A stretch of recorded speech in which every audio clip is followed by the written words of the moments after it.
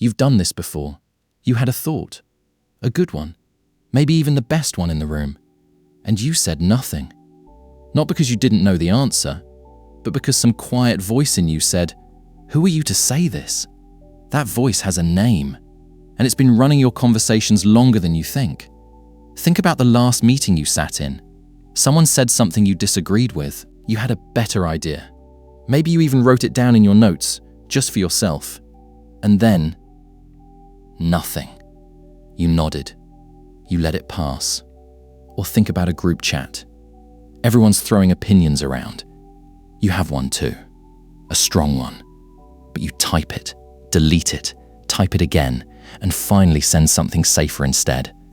Or a first date. A new friend group. A family dinner where politics comes up. You have a real opinion, but you soften it, or you just don't say it. Here's the strange part. It's not that you don't trust your idea. It's that you don't trust your right to say it. You'll edit a sentence 5 times before sending it. You'll rehearse a comment in your head for 10 minutes before saying it out loud, and by the time you're ready, the conversation has already moved on. This isn't shyness. This isn't even social anxiety, exactly. This is something more specific. And once you see it, you can't unsee it. Psychologists call the broader pattern impostor syndrome, usually talking about career, competence, achievement, the feeling that you don't deserve your job, your grade, your success. But there's a quieter version of it, one that shows up in ordinary conversation. Not, "I don't deserve this job," but "I don't deserve this sentence." You feel like a fraud, not in what you've achieved, but in what you're about to say. And here's why it happens. Your brain is constantly running a background calculation. Before any sentence leaves your mouth, some part of you is silently asking, "Do I have enough authority to say this? Do I know enough? Will people think I'm overstepping?" This calculation happens in milliseconds. You don't experience it as a decision. You experience it as a feeling, a small tightness, a hesitation, a swallowed word. Most people assume this feeling means, "My idea isn't good enough." But that's usually not what's happening. What's actually happening is your brain comparing you to an imaginary expert, someone smarter, more qualified, more entitled to speak than you. And here's the twist. That imaginary expert doesn't exist. You made them up. Everyone does. The engineer thinks the designer has the real authority. The designer thinks the engineer does. The student thinks the professor's opinion matters more than their own, even when they've read the same paper more recently. We are all quietly assuming someone else in the room has more permission to speak than we do. There's a reason this feels so personal, though, and it's not really about intelligence at all. From a young age, most of us learned that speaking up carries risk. A wrong answer in class got a laugh. A strong opinion at a family dinner got shut down. An unpopular take among friends got you excluded, even for a moment. So your brain built a rule. Silence is safer than being wrong out loud.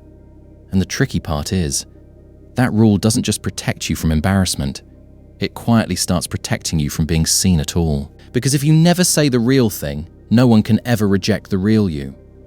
Only the safe, edited version you allowed out. Here's where it gets uncomfortable. If imposter syndrome in communication was really about not knowing enough, then the smartest, most accomplished people would feel it the least. They don't. In fact, it's often the opposite. The more someone actually knows about a topic, the more aware they become of everything they don't know, which makes them hesitate even more. Meanwhile, the person who knows almost nothing often speaks with total confidence. This isn't a coincidence. It's a pattern researchers noticed decades ago. The less competent someone is, the less able they are to recognize their own gaps, so they speak boldly. The more competent someone is, the more clearly they see the edges of their own knowledge, so they hesitate. Which means the voices you hear most in any room are often not the most correct ones. They're just the least self-aware. Sit with that for a second. The people staying quiet in the meeting, in the group chat, in the argument. They're often not staying quiet because they're wrong. They're staying quiet because they're aware enough to doubt themselves. And the irony is brutal. That awareness, which should make you more trustworthy, is exactly what convinces you to stay silent. But here's the real twist. The thing you're actually afraid of isn't being wrong. It's being seen as someone who thinks they're allowed to be right. There's a specific kind of fear in confidently stating something. Because confidence, in a conversation, is a kind of claim. A claim to space.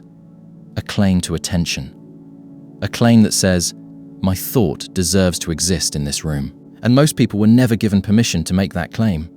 Not because they weren't smart enough, but because somewhere along the way, they learned that taking up space was dangerous, arrogant, or not their place.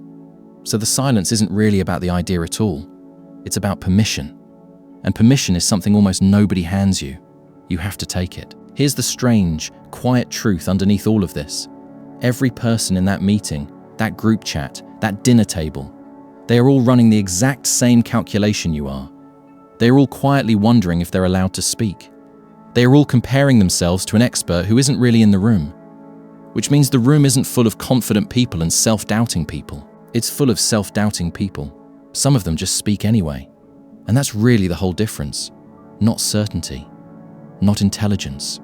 Not being right. Just the decision to speak before the doubt finishes its sentence. The next time you feel that small hesitation, that tightening before you say the real thing, notice it for what it actually is. It's not proof you're wrong. It's just the oldest, quietest habit your mind has, waiting for permission that was never going to come from anyone but you. So say the sentence. Not because you're certain, but because certainty was never actually the price of admission. It just felt like it was.